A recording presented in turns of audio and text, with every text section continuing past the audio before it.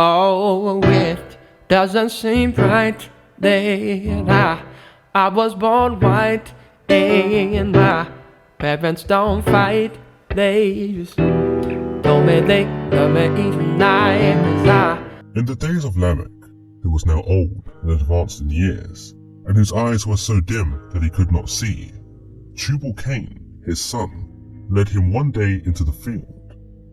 Here in the field was Cain, the son of Adam, he who had murdered his brother Abel, and he advanced towards them.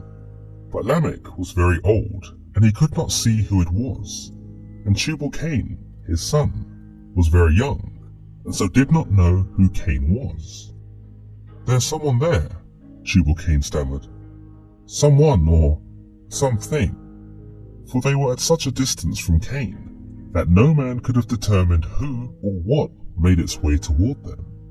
So Tubal-Cain, threatened by the entity who approached them, told his father to draw his bow. "It's better to be safe than sorry," Tubal told his father. "You have the bow. Draw now and slay the creature before it slays us." "I cannot make out what it is," Lamech said, but he loaded the bow all the same. And it was with this did Lamech let loose arrow after arrow, and without knowing, he shot Cain through the chest, for he believed it to have been an animal or a beast. And as the arrows entered Cain's body, he fell to the ground, and he died. And the ground opened up its mouth to receive his blood, just as it had done to his brother Abel. The Lord, who had seen this transpire, had long since forgiven Cain for his transgression, and there Cain had found favor in the eyes of God. Yet God condemned Cain to die in this way nonetheless, a death that was in accordance with his own wickedness, for he had slain his brother Abel. Thus he was slain too. And it came to pass that when Cain had died, Lamech and Tubal went over to see what it was they had slain. And when they saw Cain had fallen upon the earth, they were much aggrieved for what they had done. "I thought it was an animal, or a beast, or someone who meant to harm us," Tubal told Lamech, but his father could not be consoled. "You fool," Lamech cursed. "You've turned me into a murderer of my own blood. If not for your harrying to load my bow and shoot, I would not have taken the life of my ancestor no less, who began our bloodline in the first place." And Tubal pleaded with his father. But father, I didn't mean to. I just..." "You stupid boy!" Lamech clapped his hands together in a rage, and there he struck his son Tubal so hard that he struck him dead and was made a murderer once more. Now when Lamech returned home to his wives, Adah and Zillah, he told them of what had transpired, and how, in his rage, he had killed their son Tubal. "How could you?" The wives burst into tears. "You condemned our son for your own actions, and you have made yourself a murderer twice over. You are the one who should have died out in those fields. Wives, please, listen to me." But the wives of Lamech did not listen, and they sought to kill him for what he had done. From that day onward, they hated Lamech, because he was not only a murderer, but a murderer of their son. And the wives of Lamech did separate from him in those days, and would not hearken to him. Some time after, Lamech came to his wives and pressed upon them to listen to him. And he said to his wives, "Hear my voice, attend to my words, for now you have imagined and said that I slew a man with my arrows and a child with my fists. But surely know that I am old and grey-headed, and that my eyes are heavy through age. So know that I did these things unknowingly." The wives of Lamech did listen to him in this matter, and after being urged by Adam to return to him, they did. But they bore him no more children from that time, knowing that God's anger was increasing in those days against the sons of men. Indeed, it would be one day soon that the sons of men would be destroyed by the waters of the flood for their wrongdoing, and everything would be started anew.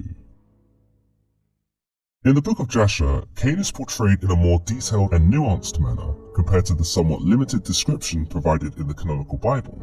Of Cain's fate in Genesis, we know that after killing his brother Abel, he is marked and banished by God, which leads him to building his own city, which is named after his son Enoch. Beyond this, Genesis doesn't give us much else in regards to the character of Cain. We don't know what happens to the city of Enoch. We don't know where it was located. And most importantly, we aren't told what happens to Cain after he's completed its construction. The book of Jasher seeks to fill these holes, telling us at the end of chapter 1 that in that time the Lord began to give Cain rest and quiet in the earth, suggesting that God gave him respite in his banishment and allowed him to live a better life than the readers of the traditional Bible might have expected. But as the book of Jasher shows us, Cain's murder of Abel does not go unpunished, and whilst Cain was allowed to live, whether as a wanderer or a builder, he was still struck down by the hand of another, a somewhat poetic end for the very first murderer. In this section of chapter 2 in the book of Jasher, we are told of Lamech, a character who features very minimally in the Bible. Despite his perceived irrelevance amongst readers, Lamech takes the center stage here in the book of Jasher, and although he is old and his eyes don't work anymore, he is still evidently pretty decent with the bow. Now the text tells us that Lamech with his son Tubal are walking in the field when none other than Cain starts advancing towards them. What does Cain want with them? It is unclear, but the whole thing seems to spook Tubal Cain, for the text tells us that he thought Cain was some sort of animal. We are told, and Tubal Cain told his father to draw his bow, and with the arrows he smote Cain, who was yet far off, and he slew him, for he appeared to them to be an animal. The Genesis tale makes no direct reference to Cain being murdered in this way, nor murdered at all. As far as we know from Genesis, Cain became a restless wanderer, cursed to roam the world forever. Genesis tells us, "Now you are under a curse and driven from the ground, which opened its mouth to receive your brother's blood from your hand. When you work the ground, it will no longer yield its crops for you. You will be a restless wanderer on the earth." But as we can see in Jasher, Cain's curse is lifted as he crosses paths with Lamech. It isn't clear how this works into God's plan from the text alone. Was this God absolving Cain of his previous crime and putting an end to his misery? Or was this God punishing Cain for his sins and damning him to fall to the earth just as Abel had done? In my retelling, I aim to show Cain falling similarly to his brother, with his blood being received by the mouth of the earth. I hope to establish a parallel, if you will, as the two brothers essentially meet the same fate, senselessly murdered by someone else. The text in Jasher, however, is a bit more simplified and makes no allusion to Genesis. All we are told is, "And the arrows entered Cain's body, although he was distant from them, and he fell to the ground and died." Which kind of makes it seem like Cain's death wasn't even that significant. It was merely a footnote in God's plan, something that starts and ends with the flight of an arrow. In the 29th verse of the book of Jasher, we do get more of an idea as to why God let Cain die here. We are told, "And the Lord requited Cain's evil according to his wickedness, which he had done to his brother Abel, according to the word of the Lord which he had spoken." Again, it is open to interpretation here as to whether God allowed Cain to die out of mercy, or whether this was his vengeance, to have him snuffed just as senselessly and easily as his brother had been. By this point, some readers of Genesis may be thinking about the stipulation of Cain's curse that God places on him, one that would protect him from the attack of others. We are told there, "But the Lord said to him, Anyone who kills Cain will suffer vengeance 7 times over. Then the Lord put a mark on Cain, so that no one who found him would kill him." This part of the curse is not established in Jasher. Unlike in Genesis, Cain doesn't seem to worry that someone will kill him when he is out wandering the land in banishment, but instead wordlessly accepts his punishment and gets on with it. Yet with Cain being killed by Lamech here, it does create a discrepancy between Genesis and Jasher. For if Cain was given the mark that ensured no one who found him would kill him, how then did Lamech kill him? And if Lamech did kill him, then was Lamech cursed to suffer vengeance 7 times over?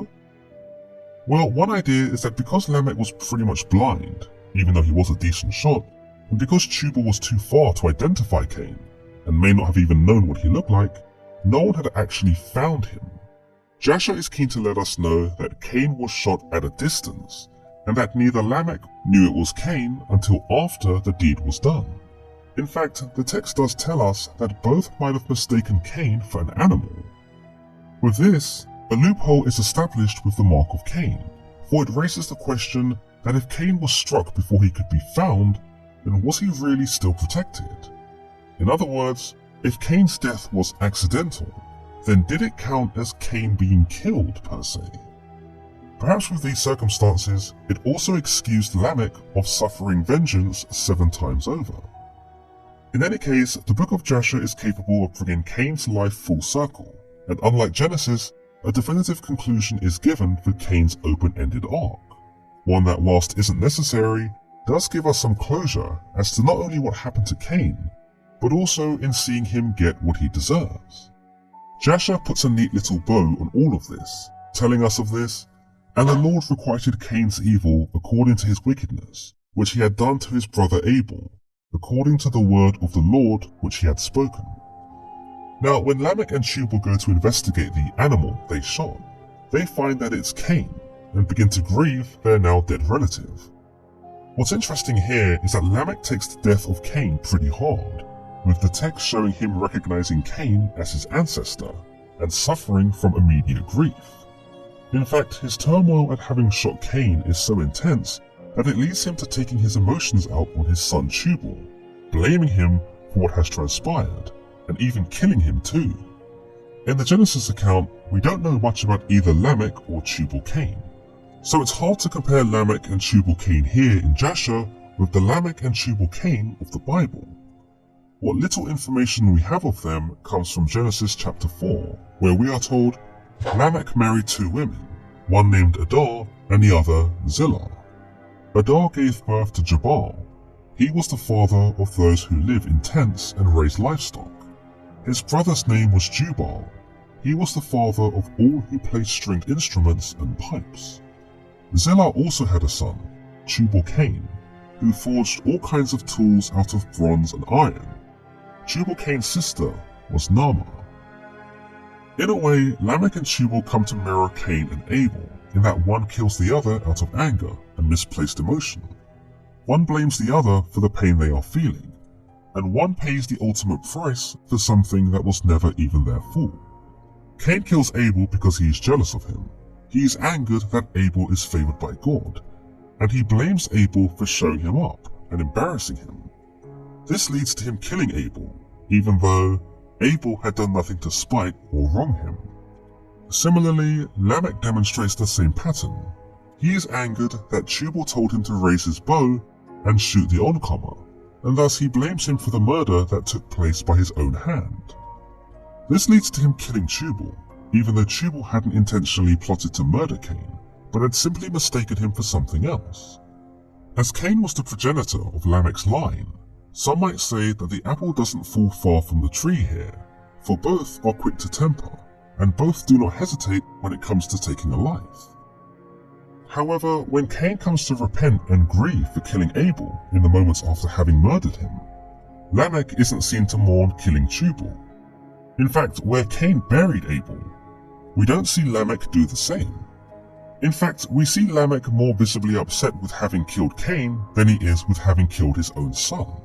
Perhaps in this, we see a large difference between Cain and Lamech, one who knows he's done wrong and one who does not. Though Lamech does admit to the crime to his wives later on, one might say that he only does this to get back in their good books after they leave him. Additionally, one might say that Lamech's lack of remorse here is indicative of the attitude of the sons of men during this time, who were becoming more unruly and sinful in the eyes of God. Now, when Lamech does return to his wives, we are told that they hated him for what he had done, and they even sought to kill him.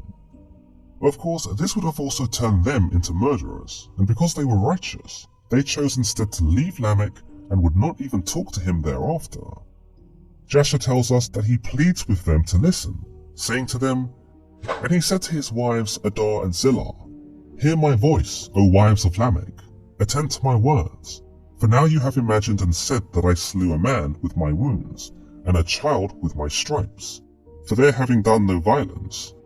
But surely know that I am old and grey-headed, and that my eyes are heavy through age, and I did this thing unknowingly. With this statement, Lamech seems to attempt to avoid direct responsibility for the murders and hides behind the ideas that he is old and that his eyes are heavy through age. Basically, he's blaming his eyesight for the murder of Cain, whilst blaming his old age for the murder of Tubal. I did this thing unknowingly, he tells his wives, and whilst this might be true for the murder of Cain, he definitely did strike Tubal knowingly, which led to his death. Admittedly, Lamech probably hadn't meant to kill Tubal. Otherwise, he probably would have shot him with an arrow too, instead of just striking him. At best, both accounts probably fall under manslaughter. They were accidents, but at least one of them could have been avoided if Lamech controlled his temper, something he doesn't acknowledge. Interestingly, despite the death of Cain not being directly acknowledged in Genesis, the event is alluded to in chapter 4, where we see Lamech talking to his wives. He says, "Adar and Zillah, listen to me, wives of Lamech, hear my words. I have killed a man for wounding me, a young man for injuring me." This coincides with the way he begs his wives to listen to him in Jasher, this incessant request to hear his words. Furthermore, it also shows us that even in the Bible, Lamech is a murderer. He murders a man who wounded him, and he murders a young man who injures him. Neither of these men are identified here as Cain or Tubal, but the subsequent line does make it quite damning. Lamech told his wives, if Cain is avenged 7 times, then Lamech 77 times. Although Cain's banishment takes place in the same chapter as this conversation between Lamech and his wives, it does seem a bit random that Lamech would bring up Cain here.